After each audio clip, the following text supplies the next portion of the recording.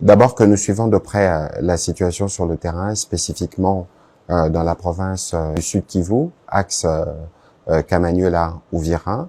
Vous savez qu'il y a quelques jours, l'armée a communiqué pour dire qu'il y a des bombes qui sont parties de Bugarama au Rwanda, qui sont tombées sur des cibles, notamment civiles.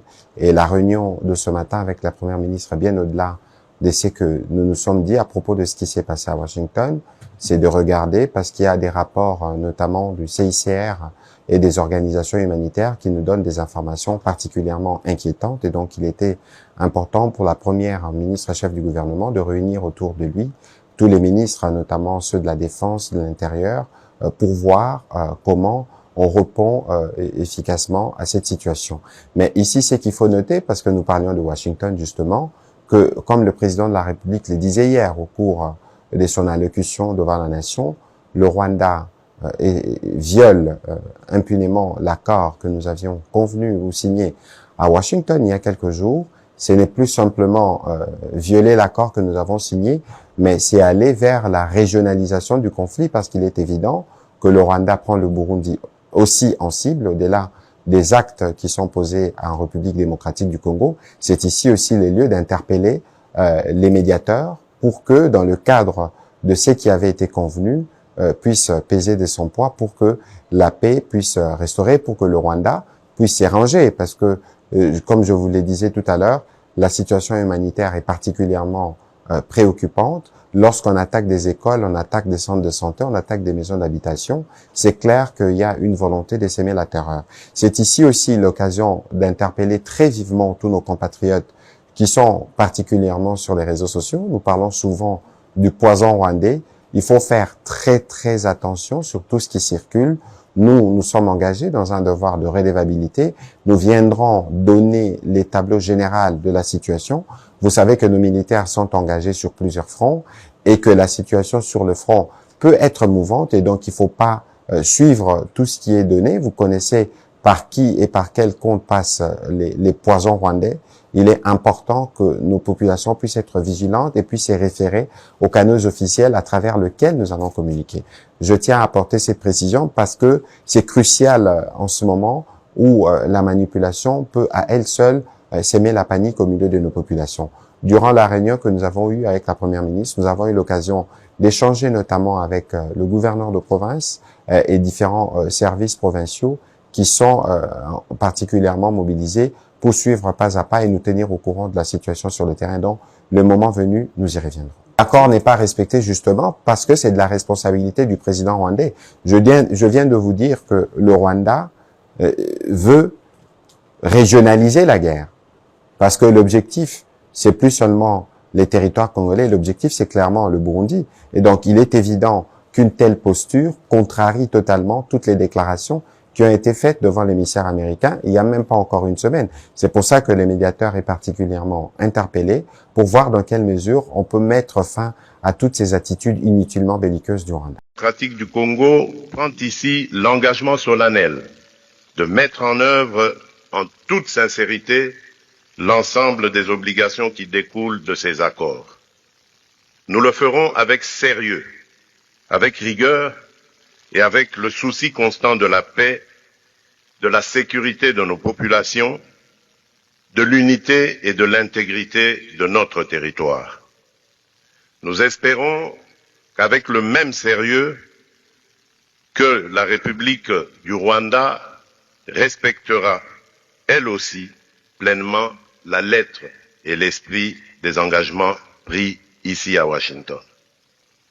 Notre main est tendue pour une coopération apaisée, fondée sur le respect mutuel, la non-ingérence et la lutte commune contre les groupes armés, la fin de tout soutien à des forces négatives et l'ouverture de perspectives économiques équitables au bénéfice de nos deux peuples.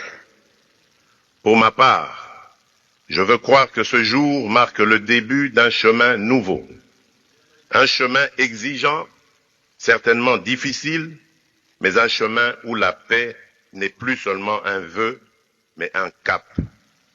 La République démocratique du Congo y prendra toute sa part, avec dignité, avec conscience et constance et avec le soutien de ses partenaires.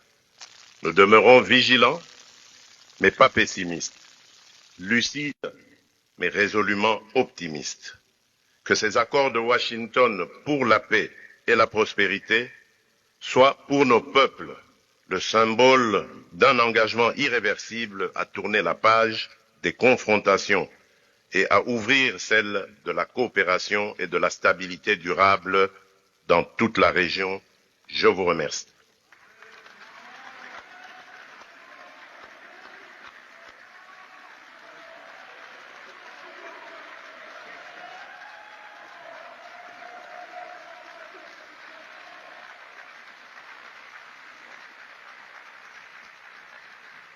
So, if I might, my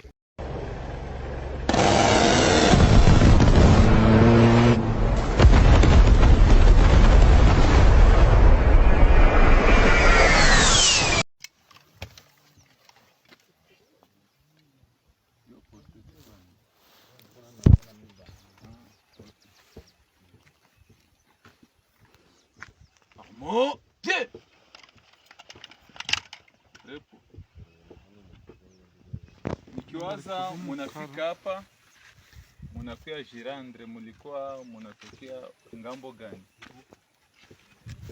Kwanza komanda njo mwetu kauliza. Okay. Ni Capitaine Kimbondo. Ex S3 1101 Régiment Tigre. Tukamata mateka Gomo. Et puis ni kaji retrouvé Rumangabo na basoda. Jusqu'à ce que tulitoka mu centre ya Rumangabo bakatu déployer vers deuxième zone inaangalia Masisi na Bukavu comme special battalion ya chama ya mouvement ya M23. Alors haikunifurahisha kugeuza mtutu kwa ajili ya kubenyekwa nilikuwa hapo zamani, nikaona ni vema nirudi kwenye nilikuwaka, na ndio maana mimi narudia. Asante sana. Sasa unakuwa na baelema ngapi hapa? Mimi nafika na tulifika 10 usiku na troba nakuja isa make 13 na jana kulikuwa ba 4. Alors 17 ndio inatoka mwile kompania nilikuwa nabo kwa sababu sikupenda kubeba boti. Sawa, kompania yako ilikuwa kompania ngapi? Ilikuwa ni Bikoi, deuxième compagnie ya bateau spécial et d'intervention ya axe Masisi Bukavu. Asante sana. Sasa deja hapa naona munafika hapa ku wazalendo wa APDC. Wa APDC kwa General Bahigi. Nikiwaza hapa minjo G5 wa mouvement. Njo vile deja mujue vile. Hapa tunawapokea, tunataka tukawapeleke kwa FRDC. Ginsi mulikuwa ba ex-FRDC, endelesha kazi ya inchi, mupiganie inchi, aulia kusa aseme mupige inchi. Vile ni mzuri sana kabisa mon capitaine. Asante sana vraiment, na shukuru kwa kuwa ulipenda, haukupenda geuzia mtutu inchi yako, sasa unapenda uende ugeuzie nani adui. Hapa tena hamuko tena ba M23 me munarudia wapi? Munataka rudia umainite zenu za kawaida. Asante sana vraiment, tunashukuru sana. Okay, bo. Tunasema karibu kwanja, karibu sana kwetu. Merci. Karibu sana kwetu vraiment. Lakini tukipenda tuupatie message. Juu kuko bandugu yetu mingi bebangali kule. Alors, sijue message gani mo kaptene unaweza bapatia? Message kunaweza kwa bengine beko pale wanakuwa na besoin ya kukuja ni hawapati barabara. Mimi nilipata occasion parce nilikuwa na kompania yangu kumbele. Maana nikaona kumbele ni ndugu zangu, ndio maana nilipata occasion ya kufika hapa. Bengine biko nyuma hawapati njia. Na bengine kwa kule bapaya nguvu, watapata njia arudie kwa nyumba yetu wanatusubiri. Asante. Sasa kulingana na nkizani kule balikuwa banabaogopesha, banabambia no mukejiripoti, mukefika ku bazalendo ama mukefika ku FRDC batabaua. Nini munaona tofauti na ile balikuwa banabadanganya? Huko kuna yeye, tunashukuru kwanza kwa sababu kutupokea, kwa sababu yote wanasema ni kwa bobo banaongopesha ili majeshi ya FARDC wanayo kule wanayoongopesha. Wanasema takamata Kongo. Bakisha kamata Kongo, maki ule wote aliyebakimbiaka atapataka shida siku atakamata Kongo. Ndio wengi huko wanaongopa. Lakini naomba wandugu wangu wote waliobakia pale watapata bresh na kurudia kwao kwa FARDC kama vile army yetu tulikuwa nayo mbele, anapata occasion akuje watampokea kama vile watapokea sisi. Asante. Oh, merci beaucoup mon capitaine, tunashukuru sana. Merci beaucoup mon général. Merci. Da África é enormemente rica em recursos hídricos, terras aráveis, florestas, recursos minerais que estão no subsolo, mas sobretudo rico nas suas pessoas. Português. Com um potencial muito grande para desenvolver aquela região da África que pode catapultar o desenvolvimento de outras regiões igualmente do nosso continente. O mundo atravessa hoje uma crise energética e alimentar. Nós estamos a dizer que a África, e em particular essa região dos Grandes Lagos,